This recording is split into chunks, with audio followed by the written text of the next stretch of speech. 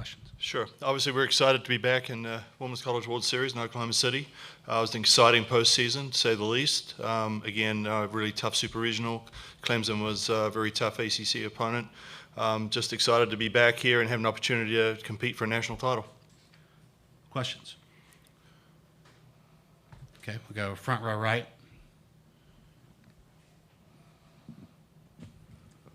Brady Vernon, Softball America. Just, Mike, for Reese to put up the numbers back-to-back season, just how remarkable is that, especially transitioning to the SEC? Yeah, I mean, nothing's ever guaranteed, and the amount of work that Reese puts in the off season, not only physically but mentally, and prepares herself. It doesn't surprise me that she's had the success she's had, following up such a great sophomore season as well. We're looking forward to having her in one more year and see what numbers she can put up. She's already set the Texas all-time record for RBIs, and I'm sure some other records are really to fall as well. Okay, we'll go third row on the left here to Cliff. Yeah, Cliff Brunt, Associated Press. Coach White, you'd mentioned the SEC.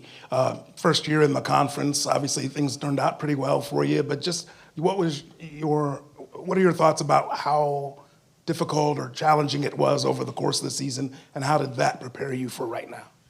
Yeah, I mean, one of the struggles we had was the weather. I don't think we had just maybe one weekend where it was straight out, without a weather delay or something. But that's the same for both teams. But it's just an interesting fact that being part of the SEC, you got to deal a little more with weather. The travel wasn't an issue. We're fortunate enough most of our flights are under 3 hours, so that was pretty good.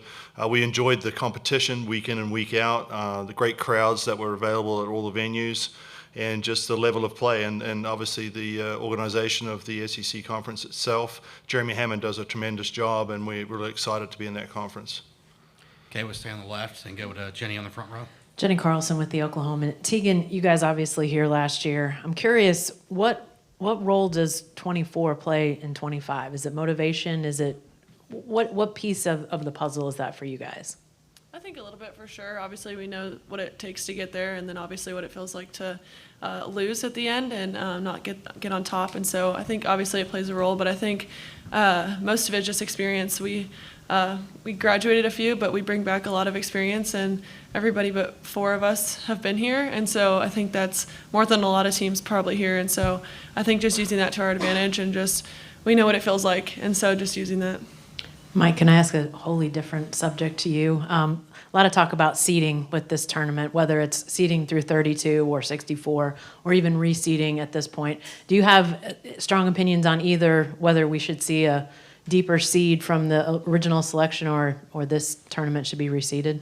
I'd like to see a seeding through 32. I think that the parity's really lifted in this game right now, and one of the reasons you play such a tough schedule is to put yourself in a position to either host in the postseason the super regionals and regionals, or to make sure that you qualify. I mean, there's different levels there as well, but I think you should be seeded and given some benefit for the volume of work that you've done over the course of the season.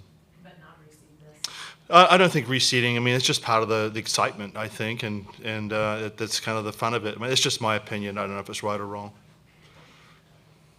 Questions? Okay. Third row on the right. James Crepia from the Oregonian. Mike, you certainly led Oregon to a lot of success during your time there, and it took some time for Missy to build it back to this. Your reaction to them reaching this stage at this point, and how much did 21 give you closure to everything there, or how much still resonates, particularly when Rob and Lisa are still there now today? Yeah, obviously I have a lot of friends still in Oregon, and it was fun to see them qualify for sure. It takes time to build a program, without a doubt. It took time at Texas to build the program up to where we feel like we're contenders, and it took Missy a little bit of time as well. And just to see the fans turn out and the excitement that was generated at the Jane, it was tremendous to see, and it's good for all of softball. So any time a program gets to another level, I think it's good for all of us. Okay, we'll go to second row on the left, Scott. Scott Wright with the Oklahoman. Reese, and then Coach, if you'd like to chime in on this as well. But Reese, as someone who has, I assume, watched lots of former teammates go on and try to make it at the pro level, I'm curious what a current college player's view of the pro game right now is as Athletes Unlimited is kind of getting going, and you maybe look to that in your future.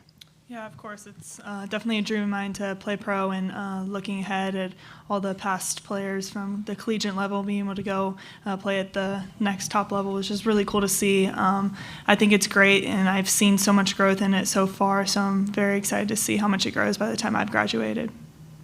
Yeah. Obviously, it's exciting to see that, give the woman another opportunity to get, not only just finish their college careers, because right now that is the kind of the pinnacle. And other than if you're going to play for the USA, of course, that's another step there. And with the Olympics coming up, we're hoping that that tide lifts all the boats, including the professional league as well.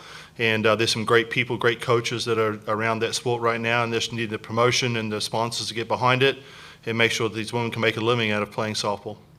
Okay, we go front row on the right. Brady Vernon, Softball America. Just Caden or Reese. I feel like Ashton's season goes a little bit under the radar. Just how well does she really set the table for everything to get going for this offense?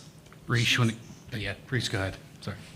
Ashton's great, and I do agree that she does go a little under the radar. She's probably the biggest table setter we have. I swear every time she gets on, no matter what her batting average is, I can't tell you a time that she's not gonna lead us off that first inning. It could be first pitch, whatever it is, and she's on base. And I think that's huge to the spark of our lineup right now. It's if Ashton's on, I feel like all of us are gonna follow her. So she's a huge part of our lineup. Yeah, she's for sure a spark plug in the lineup. I mean, she brings energy in the locker room. She brings energy on the field. When she hits, she wants to be that person that sets the table for us for sure. And like Reese said, she just wants to get us started. And she feels when she's on, then everybody else is on. When she feels like she's off, she takes so much credit for our lineup not being the best. And we're like, hey, shake it.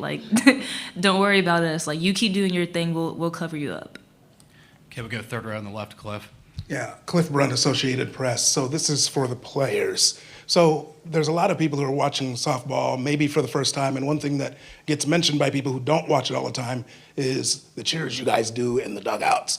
What I wanted to know is how important is that process of putting those things together to building team chemistry and having fun with what you do? Reese, we can start with you and go down the line.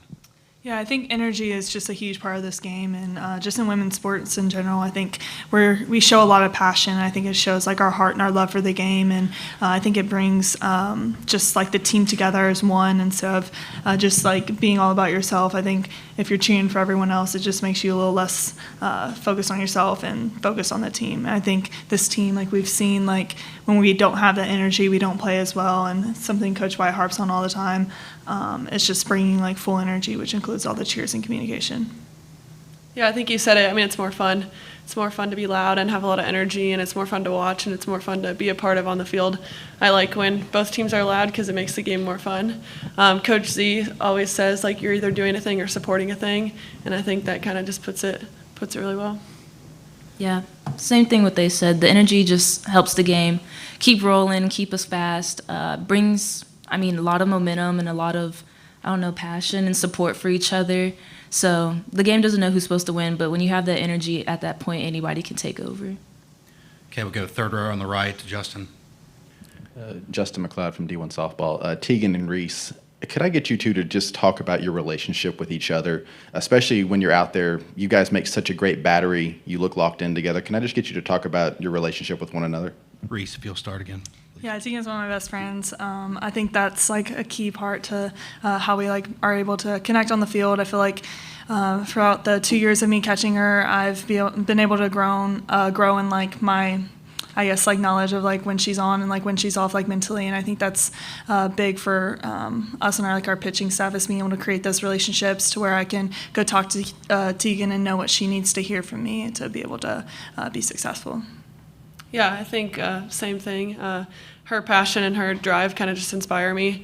And I know she's going to give her all for our team, and I think that rubs off on all of us. But then personally, yeah, she's one of my best friends off the field, and I think that does help a lot. We just trust each other, and she definitely can tell sometimes when I can't even, what I'm feeling. And so just helps me out when I need it, whenever. Okay, we'll stay on the right side and go in the second row here.